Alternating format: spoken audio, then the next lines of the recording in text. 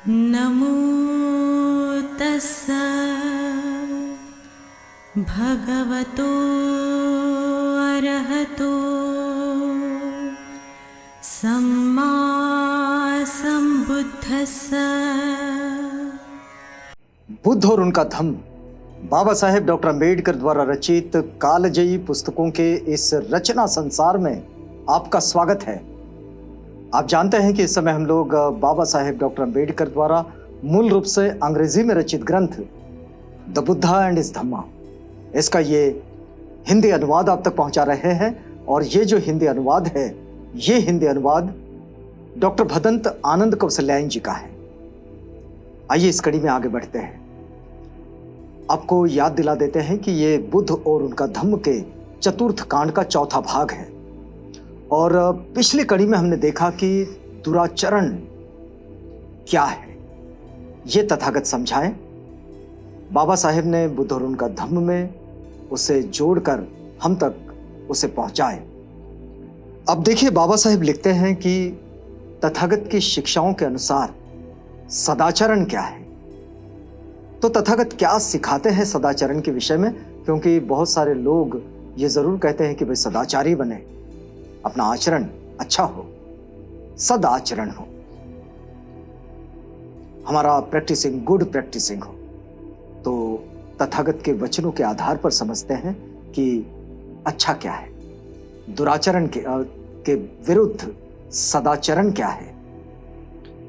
तो बाबा साहेब लिखते हैं कि जहां तक शारीरिक सदाचरण की बात है, एक आदमी जो जीव हिंसा से विरत होता है, हर तरह की प्राणी हिंसा से विरत रहता है, दंड त्यागी, खड्ग त्यागी, वह निरपराधी होता है, वह दयालु होता है, उसके मन में हर प्राणी के लिए करुणा और अनुकंपा होती है। देखिए, ये जो करुणा और अनुकंपा की जो बात है, या फिर दया का जो भाव है, ये तब आता है जब कोई व्यक्ति ये हिंसा से दूर होता है। हिंसाचार उसकी अपनी सोच समझ का हिस्सा नहीं होता। हिंसाचार ये सिर्फ किसी को मारने वाली ही बात नहीं है, वाणी से भी हिंसाचार होता है। हम किसी को आहत कर देते हैं अपने शब्दों से, तो निश्चित रूप से ये हिंसा होती है। तो ऐसी सारी हिंसा से जो दूर हो जाता है, हिंसा से जो विरत हो जाता है, वो उसके लिए एक बेहतर जीवन होता है। और तथागत ये कहते हैं कि जो इस तरह के हिंसाचार से, यानी कि जो जीव हिंसा से विरत हो जाता है, जो हर तरह की प्राणी हिंसा से विरत हो जाता है, वो खड्ग को त्याग देता है, खड्ग त्यागी बन जाता है और निरपराधी होता है। तो उसके मन में हर प्राणी के लिए करुणा और अनुकंपा रहती है। तो करुणा और अनुकंपा के आने के लिए, हमारे स्वभाव में अगर करुणा और अनुकंपा आनी है, तो उसके लिए सबसे पहली जरूरत है कि हिंसा से मुक्त हो जाना चाहिए। अपने प्रैक्टिसिंग से हिंसा को निकाल देना चाहिए। किसी भी तरह की कोई हिंसा नहीं, ना वाणी से, ना मन से, ना शरीर से। अब देखिए आगे बाबा साहेब लिखते हैं कि जो सदाचारी होता है वह हर चोरी का त्याग करता है। सदाचरण का मतलब है हर चोरी का त्याग।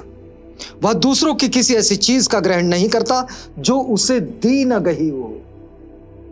अगर किसी ने कोई चीज उसे नहीं दी है, तो वो उस चीज को कभी नहीं ग्रहण करता, और वो ईमानदारी से जीवन व्यतीत करता है। ये जो ईमानदारी से जीवन व्यतीत करना है, ये वास्तव में सदाचार है। और ये सदाचार ही मनुष्य को बेहतर जीवन की ओर लिए चलता है।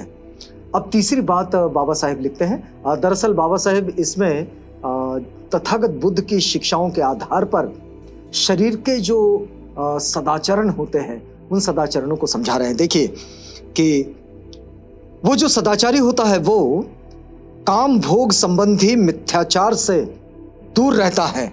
वो ऐसी लड़कियों से सहवास नहीं करता जो माता पिता, भाई बहन व अन्य संबंधियों की अधीनता में रहने वाली अविवाहित लड़कियां हो, और ऐसी लड़कियां जो भी जिनकी मंगनी हो गई हो व जिनके गले में मंगनी की माला पड़ गई हो। यानी कि बड़ी सामान्य बात जो है कि मिथ्याचार से वो अपने आप को दूर रखता है और कोई भी विवाह बाह्य संबंधों पर बात नहीं होती उसके पास, उसके आचरण का वो हिस्सा नहीं होता है। तो ये उसके आचरण में ये सदाचरण जो होता है, सदाचारी जो होता है, वो सदाचारी मिथ्याचार से दूर हो जाता है, कामभोग संबंधी मिथ्याचार से वो बिल्कुल विरत हो जाता है। अब देखिए, ये तीनों शील जो है ये पंचशीलों का हिस्सा है। एक तो अधिदाना, पाणातिपात और कामेसु मिच्छाचार, इन सब से विरत रहने की बात तथागत कहते हैं। अब देखिए, आगे बाबा साहेब लिखते हैं कि जहां तक वाणी के सदाचरण की बात है तो एक आदमी झूठ का त्याग करता है, मृषावाद से विरत रहता है, यह भी शील का हिस्सा है। मुसावादा वेरमणि सिक्खापदं समादियामि, ऐसी शिक्षा जो हमें झूठ बोलने से विरत करती है, और झूठ बोलने से विरत रहने का जो शिक्षा पद है वो बौद्धों की आचरण शैली में एक बड़ा ही महत्वपूर्ण नियम होता है। तो अब देखिए कि यहाँ बाबा साहेब लिखते हैं कि झूठ का त्याग करता है वो आदमी जो सदाचरण को अपने जीवन का हिस्सा बना लेता है। जब उसे सभा के सामने या ग्राम पंचायत के सामने या परिवार परिषद के सामने या राजकीय परिषद के सामने या अपनी श्रेणी के सामने साक्षी देने के लिए कहा जाता है, तो वो न जानते हुए कहता है कि मैं नहीं जानता, जानते हुए कहता है कि मैं जानता हूँ, नहीं देखता तो कहता है कि मैंने नहीं देखा, और देखा होता है तो कहता है कि मैंने देखा है। वो अपने हित में व दूसरे के हित में किसी लोभ के कारण जानबूझकर झूठ नहीं बोलता है। ये सदाचारी का विशेष गुण होता है कि वो जानबूझकर कभी झूठ नहीं बोलता। अगर उसके पास कोई जानकारी ही नहीं है और वो जानकारी वास्तव में अपने आप में कोई असत्य है, तो फिर अगर वो उसकी वाणी पर आ भी जाए तो ये उसका कम दोष होता है, क्योंकि वो उसके विषय में जानता नहीं होता है, उसने उसकी पड़ताल नहीं की होती है, लेकिन वो जानबूझकर कभी झूठ नहीं बोलता। अब देखिए, वह चुगलखोरी नहीं करता, यह भी वाणी का दोष है, चुगलखोरी करना। जो सदाचारी होता है वो चुगलखोरी नहीं करता। यहां सुनी वहां कह दी ताकि यहां के लोगों और वहां के लोगों में झगड़ा हो जाए, अथवा वहां सुनी और यहां कह दी वहां के लोगों और यहां के लोगों में झगड़ा हो जाए। वो शांति को भंग करने वाला और अशांति को उत्तेजित करने वाला नहीं होता है। जो सदाचारी होता है वो अशांति को कभी बढ़ावा नहीं देता, और वो शांति कराने की नियत से ही अपना जीवन यापन करता है, और शांति कराने की नियत से ही वो बोलता है। मेल मिलाप कराने में ही उसे आनंद आता है, मजा आता है अथवा प्रसन्नता होती है। वह जुबान का कड़वा नहीं होता। जो सदाचारी होता है वो जुबान का कड़वा नहीं होता। जो कुछ वो बोलता है बिना कटुता के बोलता है, बिना कटुता वाले शब्द उसके पास होते हैं। जो सदाचारी होता है, सदाचारी जो होता है वो सबको प्रिय भी होता है। तो ये सदाचरण ये बड़ा महत्वपूर्ण गुण है। तो वो सबको प्रिय होता है। दूसरा, वो मैत्री भाव लिए होता है। जो भी सदाचारी व्यक्ति होता है, जो सदाचरण को अपने जीवन का हिस्सा बनाता है, उसमें मैत्री की भावना होती है, मैत्री भाव होता है। मतलब हम अपना दोस्त बनाते हुए इन सारी चीजों को एक निकष के रूप में भी देख सकते हैं। जो बोलता है वो दिल से बोलता है, ऊपरी तौर पर नहीं बोलता, शिष्ट बोलता है, अच्छा बोलता है, उचित बोलता है, अनुकूल बोलता है, प्रतिकूल नहीं बोलता कभी। जो चीजें अनुकूल हैं वो चीजें बोलता है। वह सबको अच्छा लगने वाला बोलता है, किसी को भी बुरा ना लगे ऐसा ही वो बोलता है। और फिर इसके आगे वह बकवासी नहीं होता, वह बकवास नहीं करता है और बिना मतलब की व्यर्थ बातें करने वाला वो नहीं होता। या तो मौन रहता है या तो बोलता है तो बिल्कुल काम की चीज बोलता है। वो हमेशा धम्म की और नीति की बात कहता है। वो ऐसी बातें बोलता है जो ज्ञान भरी होती है। सदाचारी की ये विशेषता होती है। और ऐसी बात जो ठीक से कही गई हो और जो बात सबके लिए हितकर हो, वही वो बोलता है। अब देखिए कि मन का जो दुराचरण है उससे सदाचारी आदमी बिल्कुल दूर रहता है। तो मन का सदाचरण कैसा है कि वो बिल्कुल निर्लोभी होता है, उसके मन में कोई लोभ नहीं होता। वो कभी ये नहीं चाहता कि दूसरे लोगों की संपत्ति को अपना बना ले, वो ऐसा कभी नहीं चाहता, बिल्कुल निर्लोभी होता है।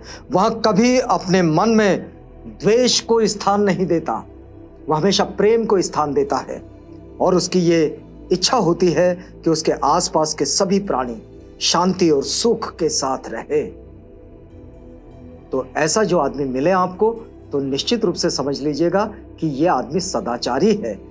और फिर एक और बात कि उसके मन में किसी प्रकार की शत्रुता नहीं होती और वो अत्याचार से दूर रहता है,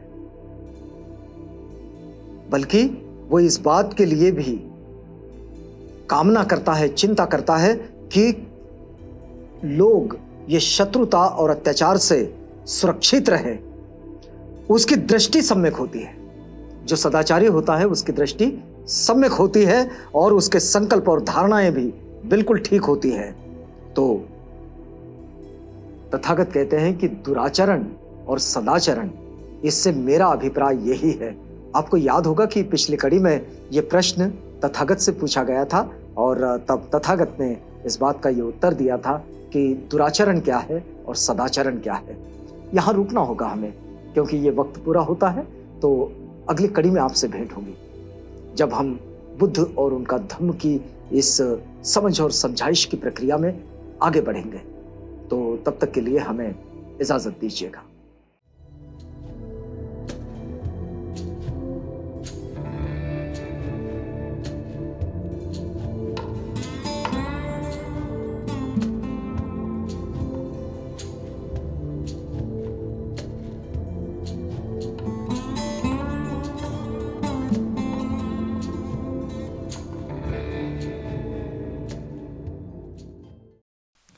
बुद्ध और उनका धम्म।